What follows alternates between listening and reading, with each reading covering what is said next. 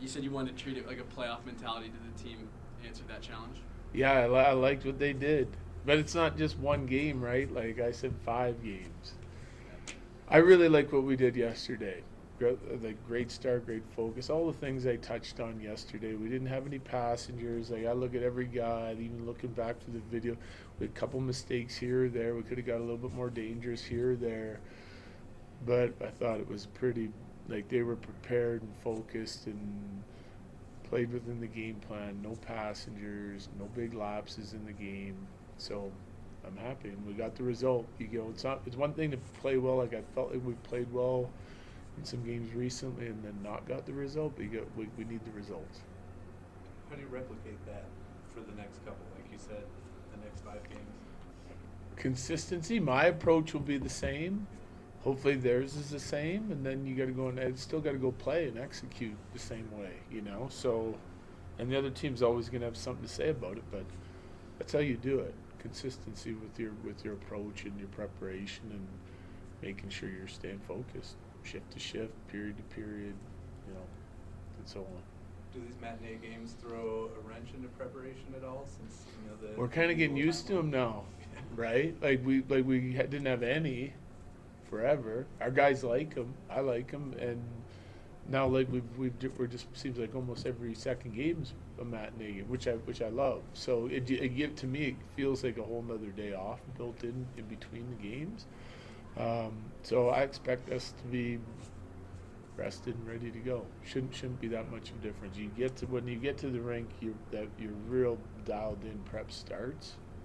So shouldn't change anything.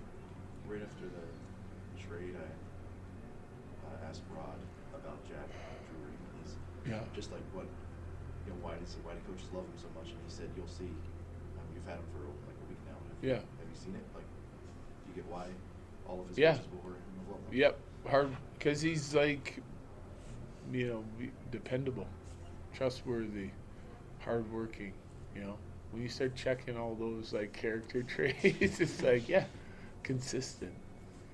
That's his reputation. That's Mo he's built over his time in the league, even prior to his time in the league, and he delivers on that, and that's why coaches like him. You know exactly how to deploy him. I was going to say, because you said that he hasn't needed to ask for a lot of questions to get into the system, so pretty easy, smooth flow right in. Intelligent hockey player, both sides of it. Yeah, no complaints. How different is that for you? We talked about the fourth line break before the trade, and whichever of those lines is your third or fourth, but just the fact that you weren't getting a lot of consistency out of one of those two bottom six lines before this trade. Well, I think, listen, I'm going to say this. I said it all along. The Kelly, Kiviranta, and OC line has been our most consistent line all year, right? And then you got McKinnon's line carrying the load on lots of nights, and the Kelly line. We had a line of kids in there that was just surviving and doing the best they can, and the other line was a little bit inconsistent, right? So if we can get the type of consistency we're getting out of the Kelly, Kiviranta, and OC line, out of Drury, Colton, and Wood, with their ability to like keep teams on their toes with their forechecking, if they're solid defensively and they're going to chip in a little bit offensively, adds a whole nother line, right? And then Middlestead, the way they've played in 2 of the last 4 or 5 games has been really good. If we can get that line going, now we're a 4-line team.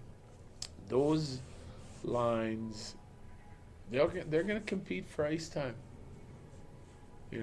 Like I took ice time away from Kelly, Kiviranta, and OC when the trade was made to see what we got, and now they're back up because they just consistently play the right way and do what they're supposed to do. I'm not taking their ice time because people think they're our fourth line.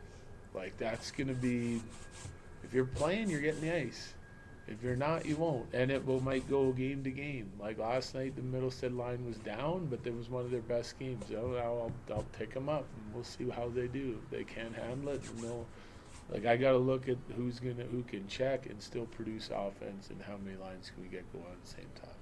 So that's Miles Wood missed almost 2 months of hockey, Yeah. and in his absence, players like Kiviranta and Kelly stepped up on Yeah. PK. What are you looking to see Miles Wood do in his Well, I think he's playing great. Are you talking just specifically for PK?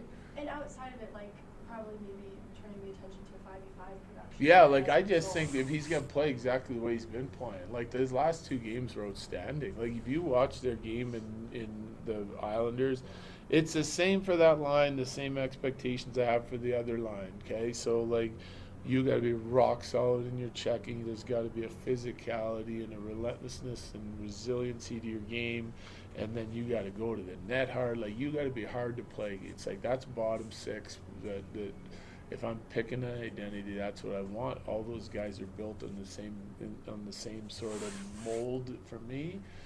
The elevation of the game of like Kivy Rant and OC just like pushes like that, just brings those 2 lines closer together. I'm still expecting the same thing out of all of them. The deeper we are, the better off we are. So yeah, it's going to be fun to watch. I mean, I want all 4 lines to be able to go. So like if the Middlestead line does what they did last night, because they were rock solid in their checking, they were hard to play against, they were relentless on pucks, they're going to the net, they get a goal that way.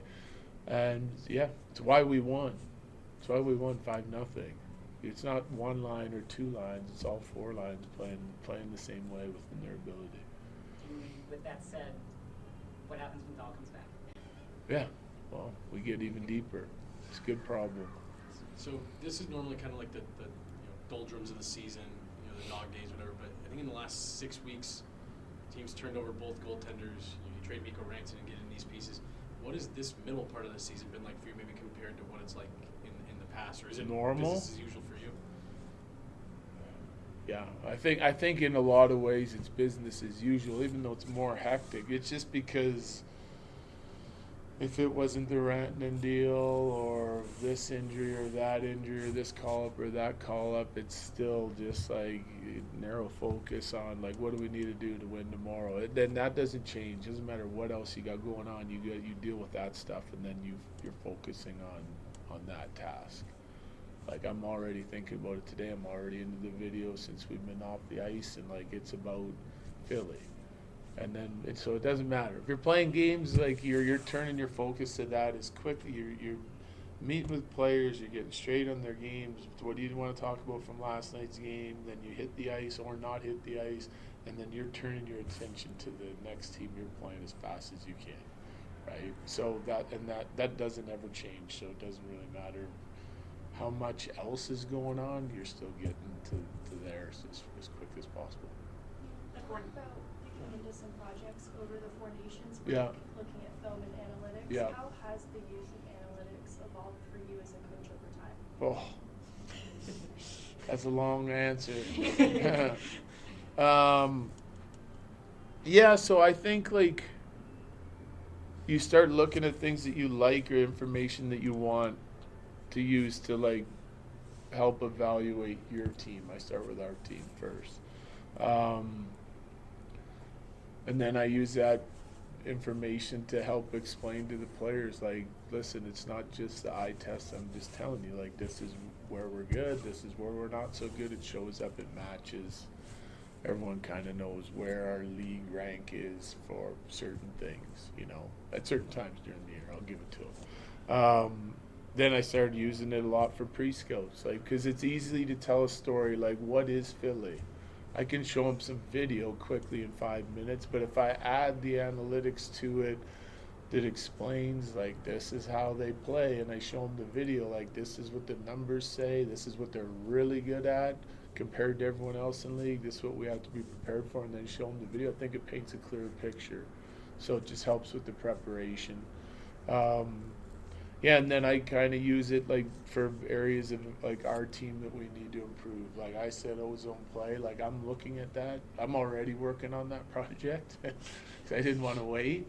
So yeah, and it's telling me some things. Like we got some areas that we got to improve upon, and but the 4 lines. You got to remember, like now you get 4 lines. If they can go do what they did the last couple games, then like all of a sudden I like our ozone play and our rush attack better than I have throughout the course of the year. So the personnel being healthy, being deep, everyone playing well even when they're in the lineup, it tells a tale for me, and that's what I'm kind of studying, like how good can we look and what we still need to improve upon if, as I kind of crunch the numbers with the way our lines look.